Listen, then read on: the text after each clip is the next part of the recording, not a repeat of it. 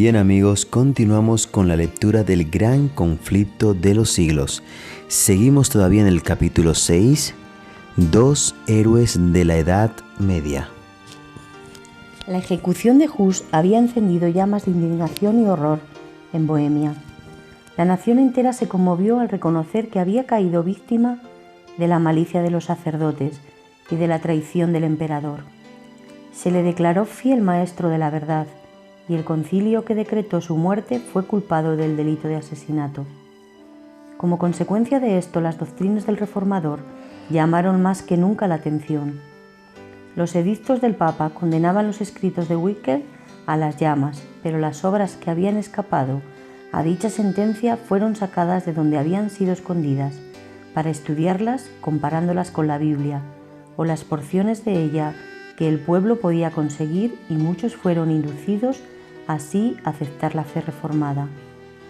Los asesinos de Hus no permanecieron impasibles al ser testigos del triunfo de la causa de aquel. El Papa y el emperador se unieron para sofocar el movimiento y los ejércitos de Segismundo fueron despachados contra Bohemia. Pero surgió un libertador, Ziska, que poco después de empezada la guerra quedó enteramente ciego y que fue, no obstante, uno de los más hábiles generales de su tiempo. Era el que guiaba a los bohemios. Confiando en la ayuda de Dios y en la justicia de su causa, aquel pueblo resistió a los más poderosos ejércitos que fueron movilizados contra él.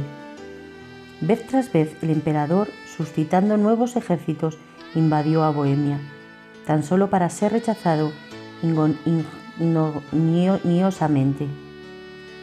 Los husistas no le tenían miedo a la muerte y nada les podía resistir.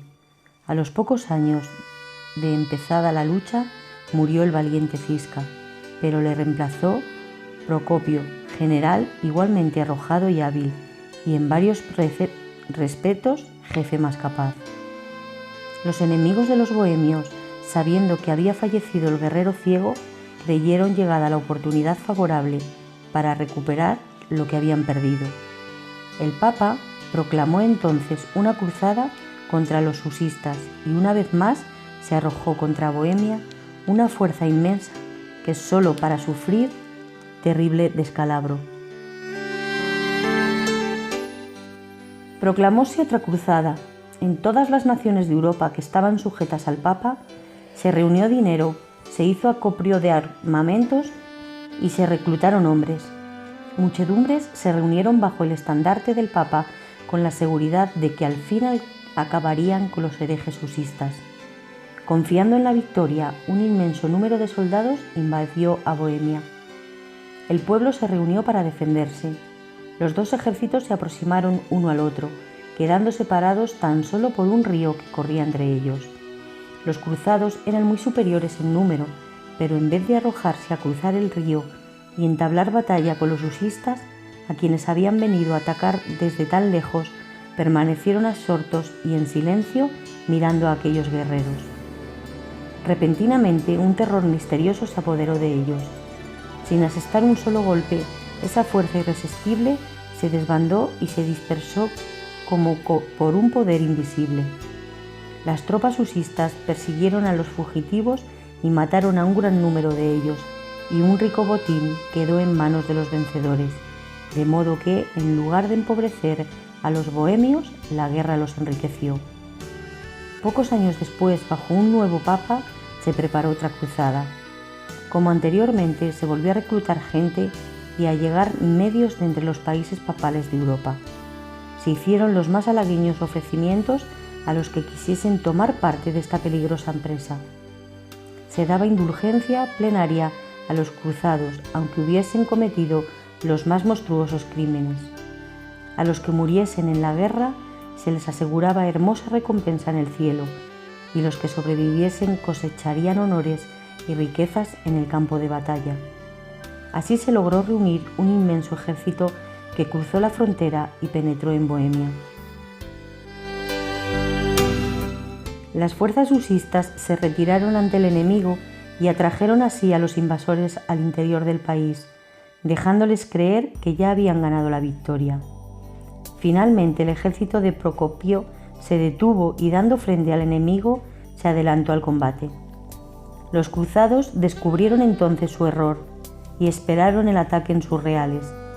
Al oír el ejército que se aproximaba contra ellos y aún antes de que vinieran a los husistas, el pánico volvió a apoderarse de los cruzados. Los príncipes, los generales y los soldados rasos, arrojando sus armas, huyeron en todas las direcciones. En vano, el legado papal que guiaba la invasión se esforzó en reunir aquellas fuerzas, aterrorizadas y dispersas. A pesar de su decidido empeño, él mismo se vio precisado a huir entre los fugitivos. La derrota fue completa y otra vez un inmenso botín cayó en manos de los vencedores. De esta manera, por segunda vez, un gran ejército despachado por las más poderosas naciones de Europa, una hueste de valientes guerreros, disciplinados y bien pertrechados, huyó sin asestar un solo golpe ante los defensores de una nación pequeña y débil. Era una manifestación del poder divino. Los invasores fueron heridos por un terror sobrenatural, el que anonadó los ejércitos de Faraón en el Mar Rojo e hizo huir a los ejércitos de Madián ante Gedeón y los 300, y una noche abatió las fuerzas de los orgullosos asirios. Extendió una vez más su mano para destruir el poder del opresor. Allí se sobresaltaron de pavor donde no había miedo, porque Dios ha esparcido los huesos del que asentó campo contra ti. Los avergonzaste porque Dios los desechó. Salmo 53:5. Los caudillos papales desesperaron de conseguir nada por la fuerza y se resolvieron a usar de diplomacia. Se adoptó una transigencia que, aparentando conceder a los bohemios libertad de conciencia, los entregaba al poder de Roma.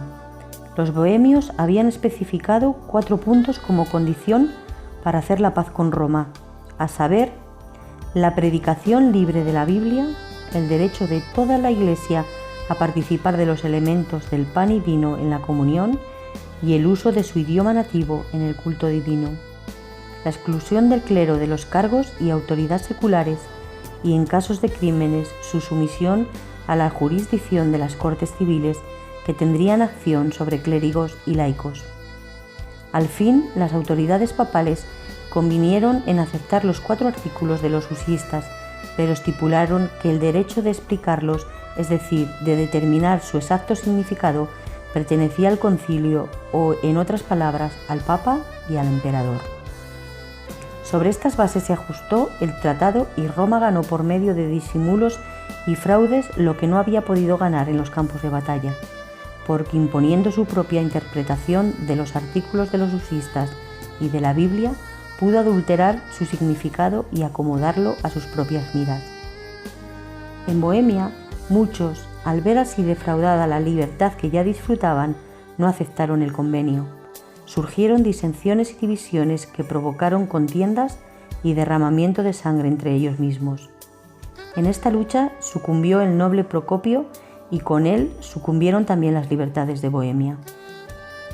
Por aquel tiempo Segismundo, el traidor de Hus y de Jerónimo, llegó a ocupar el trono de Bohemia, y a pesar de su juramento de respetar los derechos de los bohemios, procedió a imponerles el papismo, pero muy poco sacó por haberse puesto al servicio de Roma.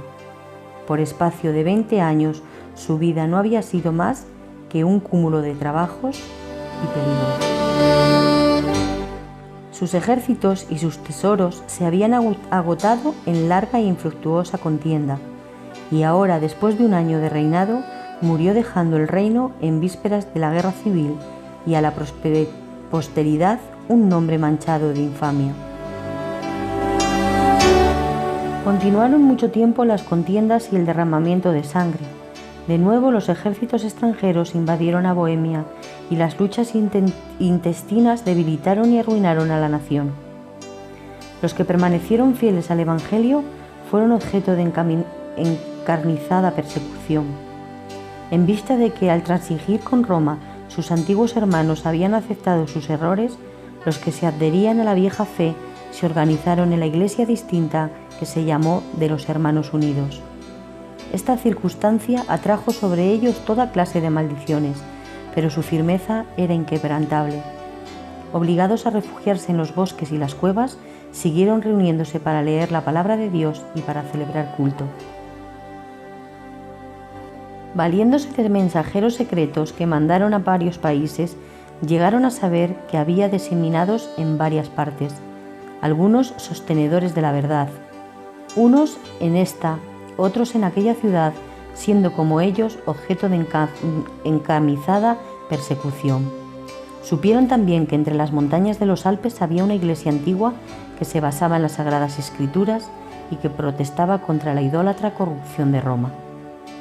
Recibieron estos datos con gran regocijo e iniciaron relaciones por correspondencia con los cristianos valdenses.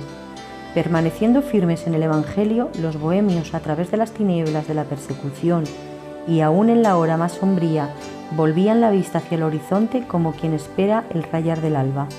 Les tocó vivir en días malos, pero recordaban las palabras pronunciadas por Hus y repetidas por Jerónimo de que pasaría un siglo antes de que se viera despuntar la aurora. Estas palabras eran para los husistas lo que para las tribus esclavas en la tierra de servidumbre aquellas palabras de José: yo me muero, más Dios ciertamente os visitará y os hará subir en aquesta tierra. La última parte del siglo XV vio el crecimiento lento pero seguro de las iglesias de los hermanos. Aunque distaban mucho de no ser molestados, gozaron sin embargo de relativa tranquilidad. A principios del siglo XVI se contaban 200 de sus iglesias en Bohemia y Moravia. Tan numeroso era el residuo que sobrevivió a la furia destructora del fuego y de la espada, y pudo ver la aurora de aquel día que Hus había predicho.